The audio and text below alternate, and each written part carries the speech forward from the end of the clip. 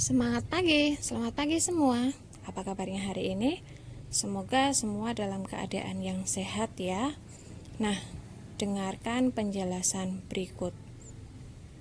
Shalom anak-anak, selamat pagi. Di pagi hari ini kita akan sama-sama belajar materi ilmu pengetahuan sosial, yaitu ciri-ciri sumber daya alam. Tujuan pembelajaran kita hari ini yaitu kalian mampu menjelaskan karakteristik ruang dan pemanfaatan sumber daya alam di lingkungan sekitar kita. Anak-anak, di dalam firman Tuhan Kejadian pasal 1 ayat 9 hingga ayat yang ke-12, Tuhan menciptakan daratan dan lautan. Dan daratan itu sendiri terdiri dari dataran rendah dan dataran tinggi. Dan tidak semua jenis tumbuh-tumbuhan dapat tumbuh di tempat yang sama. Ada tanaman yang dapat tumbuh dengan baik di dataran rendah dan ada yang tumbuh dengan baik di dataran tinggi. Nah, kira-kira apa saja ya tanaman yang dapat tumbuh dengan baik di dataran tinggi dan dataran rendah?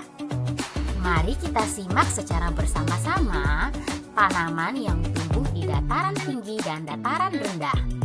Yang pertama, padi. Tanaman padi umumnya dapat tumbuh di daerah yang beriklim tropis, yaitu di dataran rendah dan tinggi. Akan tetapi, jika tanaman padi ditanam di dataran tinggi, maka pertumbuhannya akan mengalami sedikit keterlambatan dibandingkan ketika ditanam di dataran rendah. Mengapa demikian? Karena padi membutuhkan curah hujan yang cukup tinggi, dan curah hujan yang tinggi berada di dataran rendah. Pada awal masa tanam, tanaman padi harus digenangi oleh air. Tanaman padi harus ditanam di lahan yang terbuka karena membutuhkan cahaya matahari. Tanaman padi umumnya juga ditanam di lahan yang luas dan datar. Akan tetapi, padi juga dapat ditanam di tanah yang miring atau lereng. Yang kedua, teh. Tanaman teh umumnya hanya dapat tumbuh di dataran tinggi dengan tingkat suhu berkisar 13 sampai 15 derajat Celcius. Bila suhu mencapai 30 derajat Celcius, maka akan memperlambat pertumbuhan tanaman teh. Karena tanaman teh hanya dapat tumbuh di daerah yang sejuk.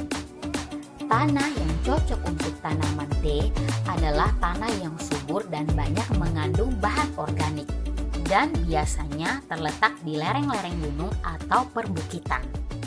Berbeda dengan padi, teh tidak memerlukan banyak air saat masa awal tanam. Semakin tinggi daerah penanaman teh, semakin tinggi pula kualitas teh yang dihasilkan. Oke anak-anak, penjelasan dari Miss Yolan sampai di sini dulu ya. Sampai jumpa. Tuhan Yesus memberkati.